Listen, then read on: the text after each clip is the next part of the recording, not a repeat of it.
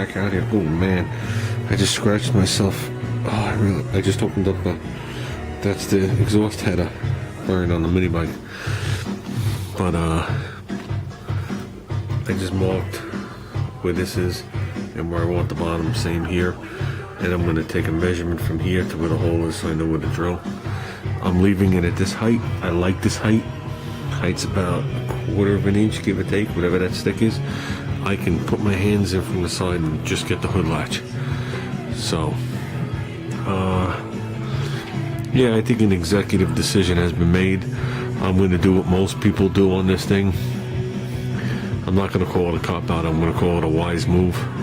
I'm going to use this thing as a coolant overflow tank. So I think that's wise. I mean, just think of it this way. All I need is the one day I have fuel in here to hit something. But that's what most guys are doing, because like I said, it is illegal at the track now, and it isn't the wisest thing to drive around with. So people think if it's still hooked to the radiator, it's real, it's not fake. So I'm going to take out the emu egg. There it is, Ruben, the emu egg. Because you questioned me. Not questioned me, you had the question mark. I don't think you were subscribed to me when I did the emu egg. That emu egg came from up in your area, Bethlehem. Not really your area, but off 84. It was a pair of emus. That was the last egg that they laid before Yale University came to the farm and actually slaughtered them, if you want to use that word, for research. They were my friends. They had them for a long time. I think they were past their prime or whatever it is. I don't want to get involved in any of that. But they were sold to Yale University for research on their reproductive organs. So, supposedly an emu, an ostrich, and whatever the third one is, all have different reproductive organs, and I don't know. I don't know what they did, but they did it right there on his farm. So, with that said, there's the emu egg. So, and I think I'm going to run, me and Rich were talking about it at work today, VW Rich. I'm going to run that clear red fuel line. I'll bring it here, bring it around, and bring it back up in there. So, with that, I'm going to take this thing off. I'm going to drill some holes here. And I might bolt this thing back on, but still not to the bar back here. So, because I got to make up spaces, and I'm not making the spaces up today.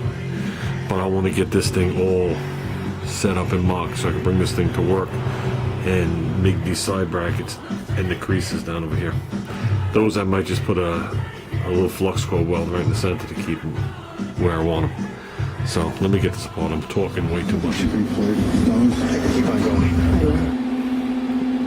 Okay guys, we're out here working again. I just took off these brackets here. Welded in there, welded the corners. I'm going to hit those with a belt sander. Put my extra holes. Now I'm going to make this look nice on the bottom. As you can see, it's not welded. This one here, I did all the welding on the bottom like you saw in the other one.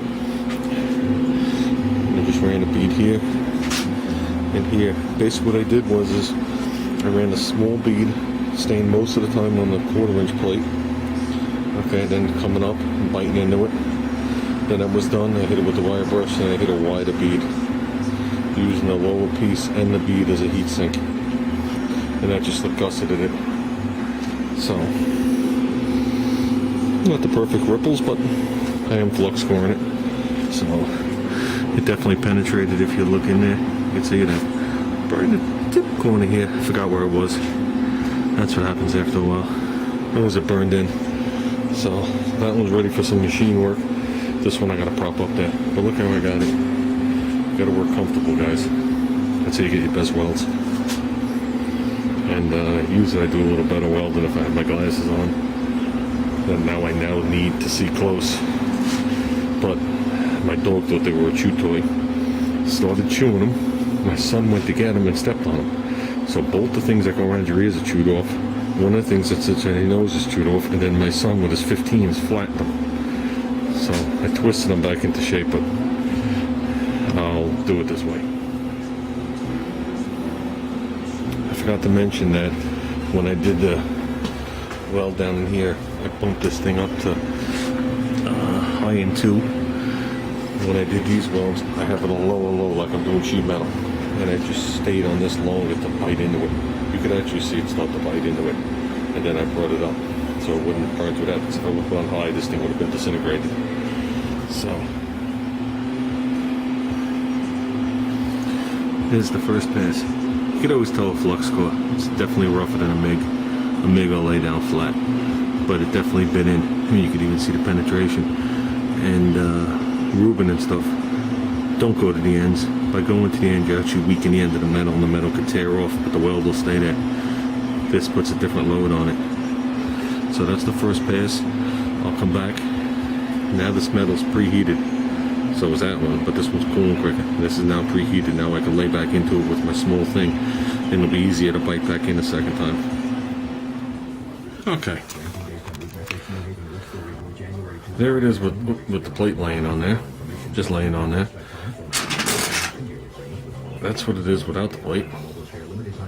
Okay, obviously the plate is not bolted through, and we're going to require a little shim.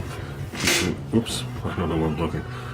We're going to need a little shim between here and the angle line, which will be nice. That'll keep this thing tucked right to the front bumper. The brackets are stiffer than anything. The only thing that moves is the bumper still. These things do not flex up, down, nothing.